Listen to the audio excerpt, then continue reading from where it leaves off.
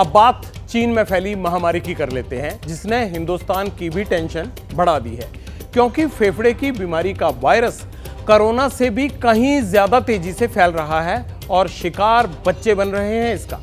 चीन में रोजाना 7,000 बच्चे अस्पताल पहुंच रहे हैं। मसला बेहद गंभीर है। 24 नवंबर को केंद्रीय स्वास्थ्य मंत्रालय ने एडवाइजरी जारी की थी, सबको सतर्क रहने के लिए कहा था, आगाह किया था। अब देश के 6 राज्यों में अलर्ट जारी हुआ है। राजस्थान, कर्नाटक, गुजरात, उत्तराखंड, हरियाणा और तमिलनाडु के सरकारी अस्पतालों को कमर कसकर यानी तैयार रहने के निर्देश दिए गए हैं। चीन में फैली महामारी पर हमारी कितनी है तैयारी? पब्लिक इंटरेस्ट में हमने देश के कई राज्यों में जाकर इसकी पड़ताल की।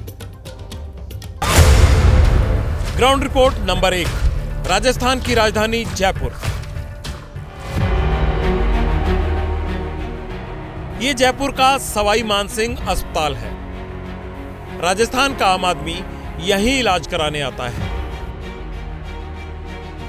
चीन में फैली नई बीमारी को मात देने के लिए यहां कैसी तैयारियां हैं, इन तस्वीरों से आपको समझ आ जाएगा। अब ये देखिए, आगे आगे डॉक्टरों की टीम है और बीच में अस्पताल के सुपरिंटेंडेंट अचल शर्मा है। सुपरिंटेंडेंट साहब एक्शन मोड में हैं, लेकिन तैयारियां कैसी हैं? ये एक वार्ड है जो खासतौर पर इस बीमारी से निपटने के लिए तैयार रखा गया है। यहाँ पर बच्चों को लाया जाएगा क्योंकि इस वायरस का सीधा असर बच्चों पर पड़ता है। इसके अलावा अस्पताल में ऑक्सीजन का अपना प्लांट भी है, जिससे जरूरत पड़ने पर ऑक्सीजन उत्पादन के बाद मरीजों तक ऑक्सीजन को पहुंचाया जा सकेगा। महामारी फैली तो संभलने का मौका नहीं मिलेगा। कोरोना की दूसरी लहर में सवाई मानसिंह का हेल्थ सिस्टम बिगड़ा था और मरीजों को बेड तक नहीं मिला था, जबकि सवाई मानसिंह 6,251 बेड का अस्पताल है। इसमें 43 वार्ड, 1,500 डॉक्टर और 4,000 नर्सिंग स्टाफ है। रोजाना ओपीडी में 10,000 से ज्यादा मरीज आते हैं। सवाई मानसिंह अस्पताल का मैनेजमेंट फेफड़ों की नई बीमारी से लड़ने के लिए क्या कर रहा है, ये अस्पताल सुपरिंटेंडेंट से ही सुन लीजिए। सबसे ज़्यादा ज़रूरी कि हमें अलग से सेपरेट एक वार्ड्स अलग से चिन्हित रखें, जिसमें इस तरह के पेशेंट को अलग किया जाए। उनके लिए एक दवाई की ज़रूरत पड़ती है तो वो हमारे पास पूरी रहे। उनके लिए जांच के लिए अलग से सेपरेट केंद्र हों। उनके पास हमारे पास मैन पावर, डॉक्टर्स की, नर्सिंग स्टाफ की वो अवेलेबल रहे तो, और आईसीयू अवेलेबल रहे। ऑक्सीजन की ज़रूरत पड़ती है, ऑक्सीजन या वेंटिलेटर वो हमारे पास। ग्राउंड रिपोर्ट नंबर 2, देश की आर्थिक राजधानी मुंबई। ये मायानगरी मुंबई का जेजे अस्पताल है।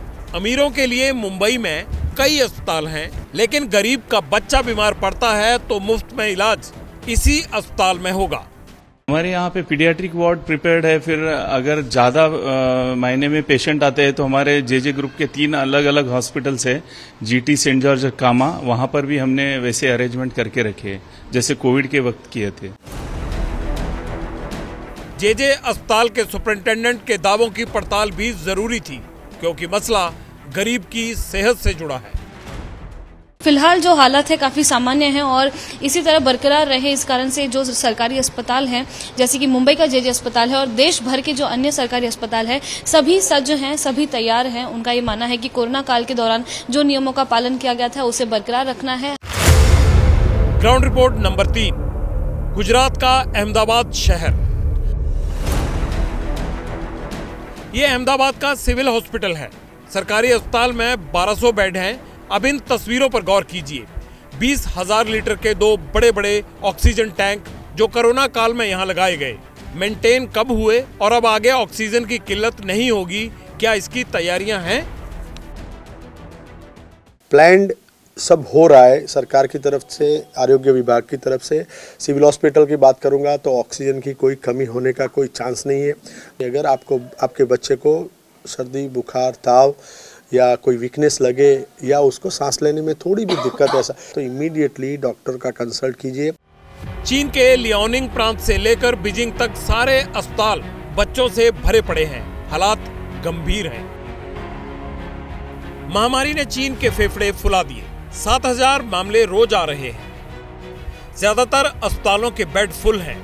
डॉक्टरों के अपॉइंटमेंट के लिए लंबी वेटिंग है। महामारी ने चीन के सभी स्कूल बंद करा दिए हैं। गुजरात के और शहरों का क्या हाल है, इसकी पड़ताल भी हमने की है। ग्राउंड रिपोर्ट नंबर 4, गुजरात का सूरत। ये सूरत का न्यू सिविल अस्पताल है। यहाँ फोकस ऑक्सीजन प्लांट पर है। अगर हालात बिगड़े तो क्या ऑक्सीजन की सप्लाई हो पाएगी? ऑलरेडी हमारे यहाँ पे प्लांट में पर्याप्त मात्रा में ऑक्सीजन है ही, और जितने बेड हैं सब बेड पे हमने जाके पॉइंट वाइज जाके हमने ऑक्सीजन सप्लाई चालू है नहीं चालू है, जो बंद वार्ड है उसमें भी हमने चेक करके लाइन एकदम क्लियर अपडेट कर दी है। यहाँ पर जो ऑक्सीजन प्लांट लगा हुआ है उसका यहाँ पर रियलिटी चेक हो रहा है, रिहर्सल हो रहा है, किस प्रकार की तैयारियां जो है वो नई सिविल अस्पताल की ओर से की गई है। ग्राउंड रिपोर्ट नंबर 5, दिल्ली का गंगाराम अस्पताल। राजधानी दिल्ली का गंगाराम अस्पताल देश भर से यहाँ मरीज इलाज करवाने के लिए आते हैं। जब कोरोना फैला था तब दिल्ली में 26,668 लोगों की जान गई थी। इस बार संक्रमण से लड़ने के लिए सिस्टम क्या कर रहा है? बच्चों में क्या होता है, इम्यूनिटी पावर अच्छी होती है, वो लड़ाई करने में सक्षम होते हैं, उनकी रिकवरी काफी अच्छी होती है। जो इन्फेंट्स हैं लेस देन 1 ईयर, अगर मान लीजिए घर में किसी को इन्फेक्शन हुआ है, खांसी जुकाम हुआ है, हमें इस एज ग्रुप को थोड़ा दूर रखना चाहिए, यही कर सकते हैं। सबसे ज्यादा दिक्कत तो यूपी जैसे बड़े सूबे में है, जहां ज्यादा आबादी बड़ी चुनौती बन सकती है। तो नए चैलेंज के लिए यूपी कितना तैयार है? किसी भी बीमारी से निपटने के लिए हमारी इमरजेंसी में पूरी तैयारी रहती है। आगे इसके डिटेल में जब जैसा इंस्ट्रक्शंस गवर्नमेंट से जाहिर होंगे, हम लोग उसका पालन करके सारी व्यवस्थाएं पूरी रखेंगे। देश में अभी तक नई बीमारी का एक भी केस नहीं आया है, लेकिन ऐसा भी नहीं है कि आगे कोई आए भी ना। इसीलिए तैयार रहना है, क्योंकि हालातों की जंग बातों से नहीं जीती जाती। पुराने अनुभवों से सीखने की जरूरत होती है। सतर्कता और मुकम्मल तैयारी इसलिए भी जरूरी है क्योंकि कोरोना से हमारे देश में भी बड़ा नुकसान हुआ था। भारत में 5,33,000 लोगों की मौत हुई थी कोरोना के दौरान, और दुनिया भर में करीब 70 लाख लोगों ने इस महामारी में जान गंवाई थी। भारत को 30 लाख करोड़ से ज्यादा का आर्थिक तौर पर नुकसान हुआ था। चीन में फैली बीमारी महामारी ना बन जाए, देश में इसकी रोकथाम के लिए हेल्थ मिनिस्ट्री ने एडवाइजरी के साथ साथ 6 कड़े निर्देश भी जारी किए हैं। अस्पताल जरूरी दवाएं और एंटीबायोटिक्स का एक्स्ट्रा स्टॉक रखें। अस्पतालों में बेड और स्टाफ की किसी भी सूरत में कमी ना हो। ऑक्सीजन प्लांट और वेंटिलेटर्स सही तरह से काम करते हो। ऑक्सीजन सिलेंडर पर्याप्त मात्रा में मौजूद रहे, उसका स्टॉक रहे। पीपीई किट और टेस्टिंग किट हरदम उपलब्ध रहे।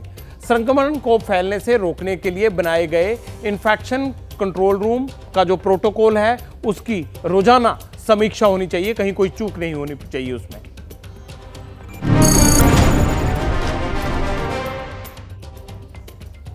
कहते हैं सावधानी में ही सुरक्षा है। चीन की बीमारी को हल्के में नहीं लेना है। हेल्थ मिनिस्ट्री और WHO ने जो निर्देश दिए हैं उन्हें मानना है, क्योंकि आपकी जागरूकता सिर्फ आपकी ही नहीं, दूसरों की जान भी बचा सकती है।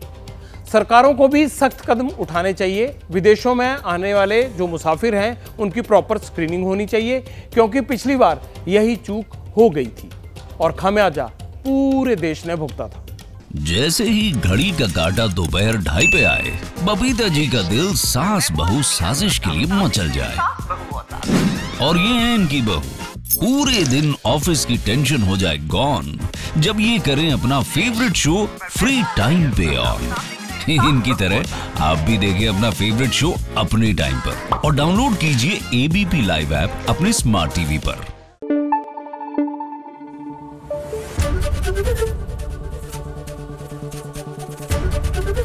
ABP न्यूज आपको रखे आगे।